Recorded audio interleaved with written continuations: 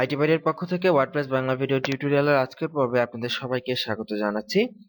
আজকের পর্বে আমরা দেখব কিভাবে আমরা ডাইনামিক হেডার তৈরি করতে পারি। তো আমরা গত পর্বে টাইটেলটাকে অপটিমাইজ করেছি। অ্যাকচুয়ালি টাইটেলটাকে জাস্ট আমরা সিম্পলি ডাইনামিক করেছি। টাইটেলে আমাদের ওয়েবসাইটের নেমটা শো করেছি।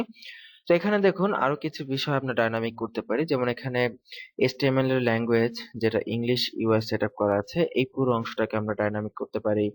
মেটা ক্যারেক্টার সেট এটাকে ডাইনামিক করতে পারি। তো প্রথমে আমরা একটা কাজ করি যে HTML এর ল্যাঙ্গুয়েজ, মেটা ক্যারেক্টার সেট এই লেখাগুলা আমরা আমাদের ওয়েবসাইটটাকে ইন্সপেক্ট এলিমেন্ট করি। ইন্সপেক্ট এলিমেন্ট করলে আমরা দেখব যে দেখুন এখানে ইংলিশ মানে HTML ল্যাঙ্গুয়েজ ইংলিশ ইউএসএ এবং মেটা ক্যারেক্টার সেট UTF-8 এটা এখানে স্ট্যাটিক্যালি সেভ করা আছে, যেমনি ভাবে আমরা এখানে লিখেছিলাম। তো এটাকে আমরা যদি কোডের মাধ্যমে ডাইনামিক্যালি সেট করতে চাই, আমরা আমাদের জাস্ট এখানে যেটা করতে হবে HTML এ আমাদের পুরো কোডটার পরিবর্তে ল্যাঙ্গুয়েজ অ্যাট্রিবিউটস এই কোডটা এখানে দিতে হবে এবং এটাকে অবশ্যই PHP এর ভেতরে রাখতে হবে, অ্যাজ এটা একটি PHP ফাংশন। সো আমরা PHP language attributes, that means আমরা পুরো যে আমাদের HTML মানে ইংলিশ ছিল এটা এখান থেকে চেঞ্জ করে দিচ্ছি, এবং এটা ভবিষ্যতে আমাদের ওয়ার্ডপ্রেসের ভেতর থেকে চেঞ্জ করা পসিবল হবে যদি আমরা আমাদের ওয়েবসাইটে মাল্টি ল্যাঙ্গুয়েজ ইউজ করি। তো এখানে আমরা যদি রিফ্রেশ করি আমরা দেখতে পাবো যে ইন্সপেক্ট এলিমেন্টে রিফ্রেশ হওয়ার পরে এই যে ইংলিশ ইউএস আছে। তো এটা কিন্তু আমাদের এখন আর স্ট্যাটিক নেই, এটা PHP থেকে পেয়েছে এবং এটা ডাইনামিক। তেমনি ভাবে মেটা ক্যারেক্টার সেট যেটা রয়েছে UTF-8 আমরা এটাকেও এখান থেকে জাস্ট ডাইনামিক করে ফেলবো। তো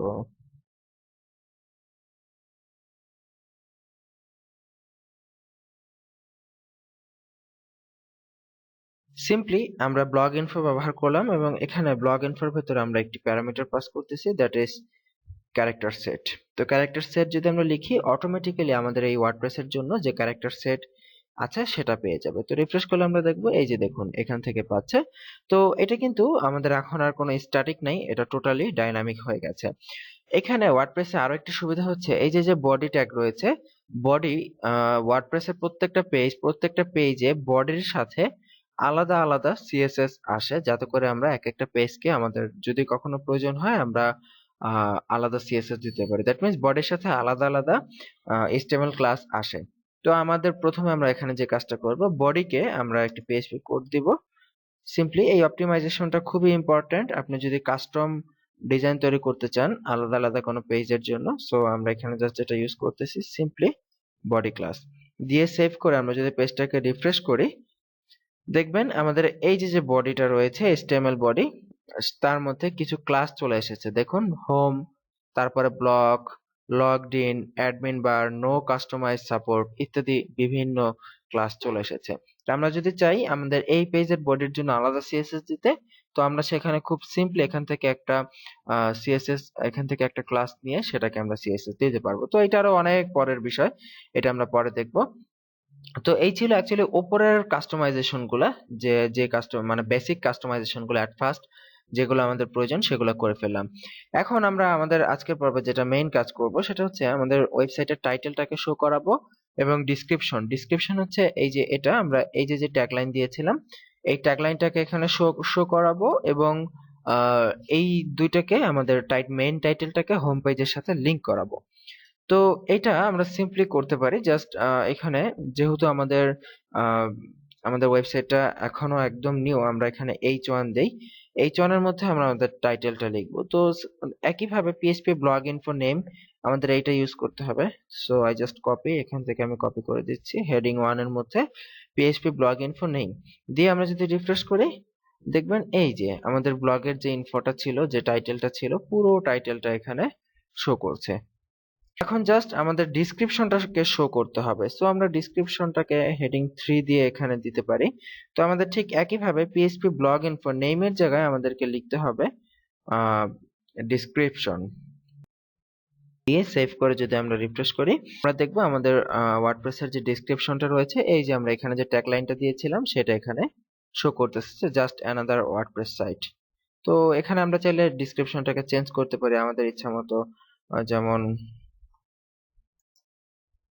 WordPress Learning Video Tutorial by ITBari আর আমাদের টাইটেলটা অনেক লম্বা হয়ে গেছে, অ্যাকচুয়ালি এত বড় টাইটেলের দরকার নেই।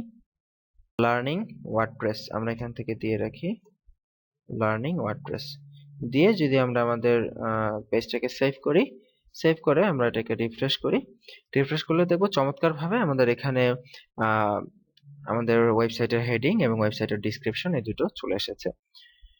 এখন আমাদের কোশ্চেন হচ্ছে, প্রত্যেকটা ওয়েবসাইট আপনি যখন ভিজিট করবেন দেখবেন ওয়েবসাইটের লোগো বা হেডিং যেটাই থাকুক না কেন সেটাকে হোম পেজের সাথে লিংক করানো থাকে। তো আমাদের এটাকে লিংক করাতে হবে আমাদের হোম পেজের সাথে, যাতে করে অল টাইম এটা লিংক হয়।